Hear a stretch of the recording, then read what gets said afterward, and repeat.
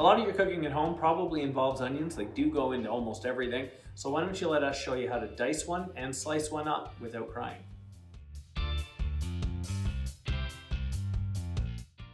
Onions do find their way into most recipes that you cook. I went to culinary school where they really hammer classical cuisine into you, and you find onions in everything. They're in your stocks, your sauces, you throw it in with a braise, there's onion powder and barbecue rubs. Onions are everywhere, so you may as well learn how to do it properly. Today we are going to peel the onion. We're gonna dice half of it, we're gonna slice half of it, and I'm gonna show you how to do so safely. So if you just adjust the camera for me there, Alex.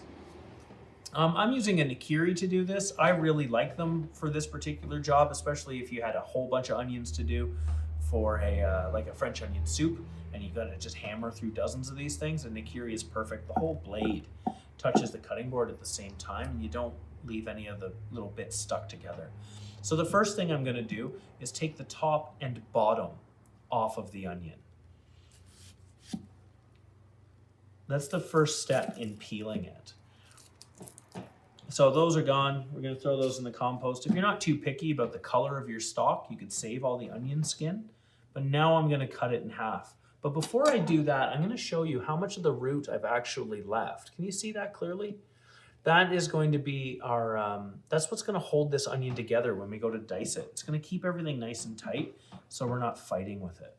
So cut that in half. Notice how I'm using the knife. I'm actually sliding it through. I'm not just hammering straight down. And then that gives me something to get my hands on to peel the onion. This one's not the nicest, a couple layers down, so make sure you peel enough so that you're only dealing with nice food. You don't want to start with garbage. Now there's no tears yet, and a big part of that is because I'm using a really sharp knife. Like I said, I like a Nakiri. Any sharp blade will do. What happens is if your knife is dull and you crunch through your onions, you'll get a bunch of that onion juice that sprays up into the air, it gets in your eyes, and it's really irritating. Some other things you can do to make sure you don't cry when you're cutting onions, keep them in the fridge. You can rinse them under cold water if you want. My mom always had a little trick where she said if you just hold a piece of bread in your mouth, it'll stop you from crying. I think that's more to do with the fact that you're breathing through your mouth and the air is kind of pulling those fumes away from your eyes. We're gonna start this half, we're gonna slice it up as if we were gonna make a French onion soup or maybe garnish a pizza. So that root that I made a point to keep on, I actually cut that away. And then running with the kind of the opposite to the rings of the onion, you would say this is with the grain. You just make small slices following the shape of the onion. It's a bit of an arc, and you can see I'm moving my knife around. Now, eventually I'll get to a point where it gets a little bit small, and instead of risking cutting myself, I'll flip it over so that it's a smaller, more of the onion is touching the board and it's much steadier. Oh, almost got myself. You gotta be careful.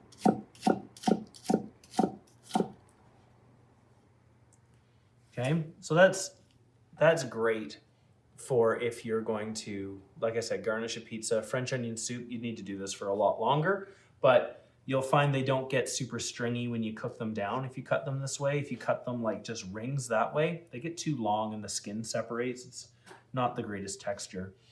But for dicing an onion, a lot of the same ideas.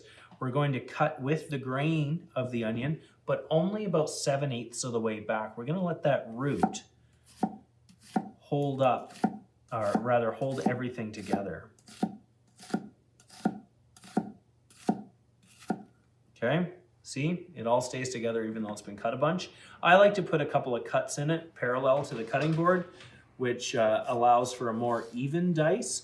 But if you're not comfortable doing this, it's not absolutely necessary.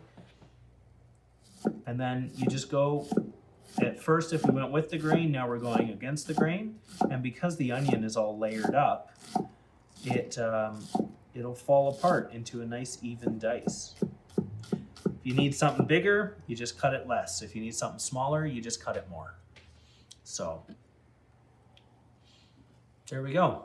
You can put that on a pizza too if you wanted. That's a good size for if you're gonna put it on hamburgers or hot dogs or you're making a tomato sauce. That's like a pretty standard small dice right there. So you'll notice, not crying. It's because the knife is real sharp and I think I know what I'm doing, even though I almost cut myself.